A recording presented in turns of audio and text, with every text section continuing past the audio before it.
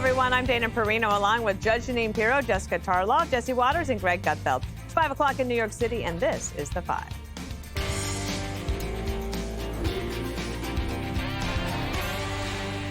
Well, 75 million people have spoken loud and clear against the lawfare on Trump, but some Democrats still aren't ready to drop their dream of seeing their chief opponent in jail.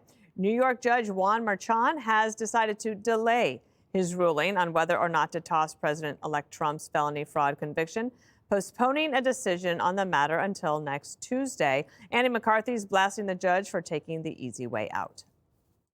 So he's not a guy who easily admits that he was wrong. Seems to me that this ruling allows him to continue that record. Basically, he doesn't have to deal with Trump's claims of error. He doesn't have to deal with the immunity issue. He gets to basically not admit error, and everybody gets to carry on. And while Merchan weighs what he's going to do, New York Attorney General Tish James, who built her entire political campaign on vowing to take on Donald Trump, is doubling down on her efforts to be a thorn in the side of the president-elect. We have been working both in my office and with other Democratic AGs across this country to make sure that we would be ready to respond to any attempt to roll back our rights. We've created contingency plans. So no matter what the next administration throws at us, we're ready. We're ready to respond to their attacks. Judge, we pulled you out of court today from the Daniel Penny case because this was all breaking during the show, and you didn't even have a chance to read it. And now you're covering 3 different legal stories today. Let me give you a chance to tell us what you think of this now. Well, you know, Judge Merchan has delayed the sentencing twice. He's in a tough situation because the case that he tried is one that is loaded with reversible error. I mean, if they take the Supreme Court's decision that came down a month later into consideration, so much of this trial hedged on what happened in the Oval Office with Madeleine Westerhout and Hope Hicks while he was president, that even the prosecution said in their closing statement that that particular evidence was utterly devastating and crucially necessary to the conviction. This is what the prosecution said, that kind of testimony that occurred from the Oval Office. Mm-hmm. So that's almost an admission that there is reversible error in this thing. So now what you have is both the prosecution and defense, they're both looking to adjourn. So the prosecution has to balance the competing interest of the state, and then you've got the presidency. And the defense wants to throw out the case and avoid, all of the conviction attributable to a president. But Andy McCarthy said something interesting today that I haven't heard anyone say. And that is that the president, Donald Trump, president-elect, is not yet convicted. And I said this a few months ago when somebody laughed at me and said, nobody cares about that. You're not technically convicted until you're sentenced. So if this thing is reversed and thrown out on a 330 motion to vacate by Judge Merchan, then that's the end of it. He's free. Or you let it go on appeal. But when is the appeal? He's going to be in the Oval Office. Right. So this thing is like just hanging for the next 4 years. And I think that what the president would prefer is an out-and-out ruling by the Supreme Court. Yeah, like why, Jesse, hold it over his head? It does, to me, feel like a little bit of an easy way out that you didn't have to make a decision. They're looking for an off-ramp if they're good people. I don't know if they're good people, but he has the immunity ruling and he has the fact that you can't go after a sitting president. So it's right there for him to just knock this thing down and do the right thing. Will he do it? I have no idea if he'll do it or not. I know Bragg is probably trying to save face, but he could just be as malicious. I don't know. I know Tish James doesn't seem to be as conducting an offensive campaign against Trump. She looks to be more defensive. She might be worried about maybe the Department of Justice or the House Republicans investigating her, maybe bringing her in to testify, maybe hitting her with prosecutorial misconduct, malicious prosecution, wondering what she was doing, if she was colluding with the Biden Justice Department.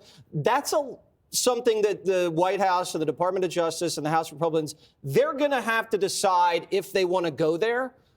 And they could if they want. That's not revenge, Jessica. That's accountability. Now, it's weaponization. Don't you dare. She's also probably going to be suing the Trump administration over illegals and the environment. They all are going to do that. But Trump's in a different position now because he's going to control all this money. And he had a phone call with Hochul the other day, and he wants to make New York City as beautiful as it should be. It's the crown jewel. So if he wants to flood this city with projects, infrastructure, trillions of dollars, which we need, look around, and you have this stupid woman suing the pants off of him over nothing, then he can say, wait a second, why are we giving you all this money if you guys are suing me over BS? And the power brokers in New York, who control Tish James's political career going forward, they could say, lady, knock it off. We have bigger fish to fry. Jessica, better for Democrats to have a clean slate and move on, or keep this going?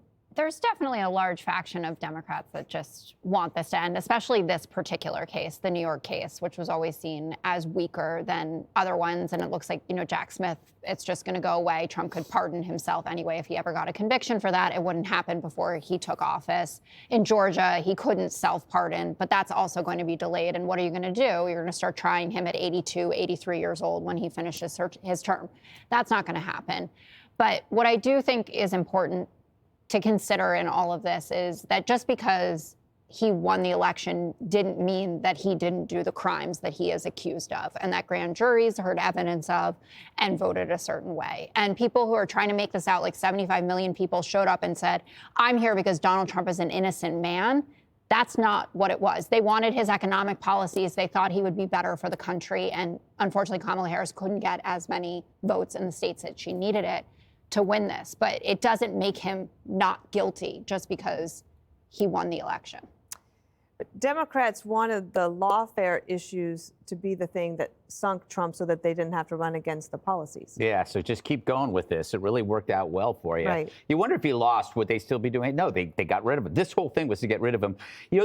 I feel like we're arguing about the recent World Series. We already know who won. This is a story, I believe, for the dying media. No one outside legacy media is covering this story. This is like a rage pillow to keep the people that are so distraught in various newsrooms occupied while everyone else, their lives move on. You know what this is? It's like when the Super Bowl's over and this case is the XFL. People who, so I just still need to watch some football. Viewers are leaving MSNBC like it's a Diddy party at 5 a.m.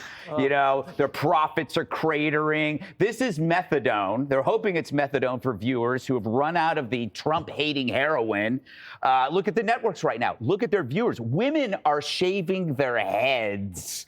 We got to do something, before Hillary buys a set of clippers, because I don't want to see a bald Hillary. I don't want to. The problem with legacy media is this. There is no DNR. There's no do not resuscitate notice. So they keep resuscitating the media with these stories. They go like, well, you know what? CNN is MSNBC. Maybe this story will get some people back. Tish James, she's like an ex that turns into a stalker.